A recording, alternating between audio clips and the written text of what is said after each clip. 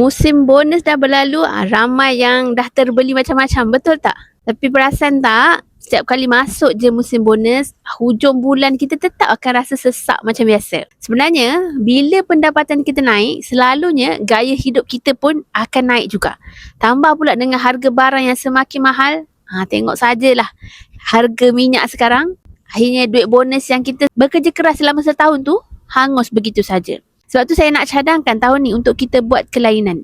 Sebaik sahaja ada duit tambahan yang masuk, selamatkan sekurang-kurangnya 10% ke dalam bentuk emas fizikal. Emas adalah satu cara paling berkesan untuk kita kunci kekayaan kita daripada dibelanjakan kepada benda yang tak perlu. Bila kita nampak emas, kita akan auto rasa sayang nak jual dan automatik simpanan kita selamat bertahun-tahun. Jangan biarkan bonus anda jadi kenangan dalam sejarah bank sahaja. Follow saya untuk siri emas seterusnya. Saya akan tunjukkan cara simpan bonus dengan bijak.